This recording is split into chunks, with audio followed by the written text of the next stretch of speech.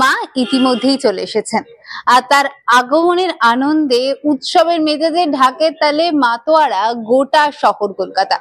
ষষ্ঠীর সকালে একদম রোদ ঝড় জলকে উপেক্ষা করেই সকাল থেকেই কিন্তু মণ্ডপে মণ্ডপে ভিড় জমিয়েছেন দর্শকরা।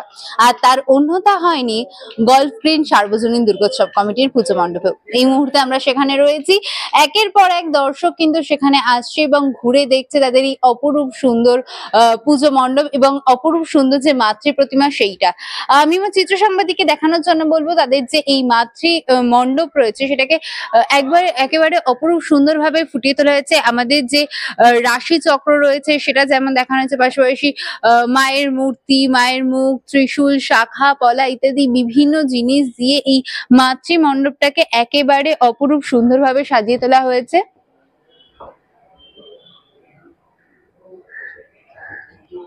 গল্ফ গ্রিন সার্বজনীন দুর্গোৎসব কমিটির যে পূজা মণ্ডপ তা কিন্তু অপরূপ সুন্দর, তবে তাদের সব থেকে অপরূপ যে বিষয়টা রয়েছে সেটা হচ্ছে মাতৃ প্রতিমা। একেবারে ভিন্ন স্বাদে তাদের এই মাতৃ প্রতিমা, আর সেই মাতৃ প্রতিমার জন্যই সময় 365 থেকে সেরা প্রতিমার পুরস্কার পেয়ে যাচ্ছে গল্ফ গ্রিন সার্বজনীন দুর্গোৎসব committee. Three cheers for Golf Green Sarvajanin Durgoshob Committee. Hip hip hooray! জয় মা। সময় 365 থেকে এই পুরস্কার দেওয়ার জন্য অসংখ্য ধন্যবাদ। আমরাও পুজো কমিটির তরফ থেকে আপনার সকলকে জানাই শারদীয় প্রীতি এবং শুভেচ্ছা এবং অসংখ্য ধন্যবাদ। আচ্ছা, আমরা সচরাচর যে ধরনের মাতৃ প্রতিমা দেখি এখানে তার থেকে একটু আলাদা, মানে একটু আলাদাভাবে মাকে দর্শকদের সামনে তুলে ধরা হয়েছে। এই ধরনের ভাবনাটা কি করে? আমরা প্রত্যেকবারই চেষ্টা করি, আপনি যে কথাটা বললেন সেইভাবে আমরা তৈরি করার চেষ্টা করি।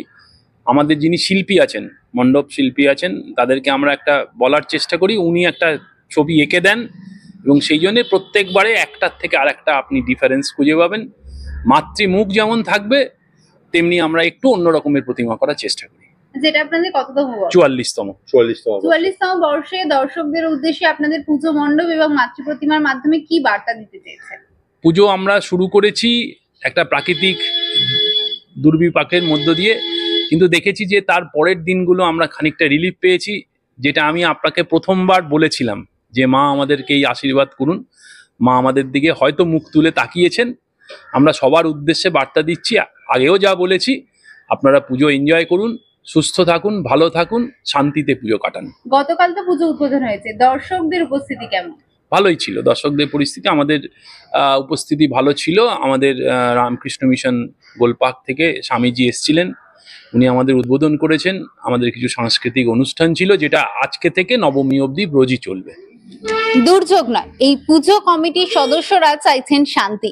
আর ঠিক তাদের যে মাতৃ প্রতিমা রয়েছে সেই মাতৃ প্রতিমার মাধ্যমেও তারা শান্তির বার্তাই দিচ্ছেন। আমরা সাধারণত যেমন কোনো মাতৃ প্রতিমায় দেখি যে সিংহের হিংসাত্মক রূপ, এখানে কিন্তু সেই সিংহকেও তারা শান্ত হিসেবে ব্যক্ত করেছেন এবং বাকি যে মাতৃ প্রতিমা এবং মায়ের 4 সন্তান রয়েছে তাদেরও একটা শান্ত রূপ দেখানো হয়েছে। আর এই অপরূপ সুন্দর মাতৃ প্রতিমার জন্যই আপনারা দেখলেন যে তারা সময় 365 পক্ষ থেকে সেরা প্রতিমার পুরস্কার পেলেন।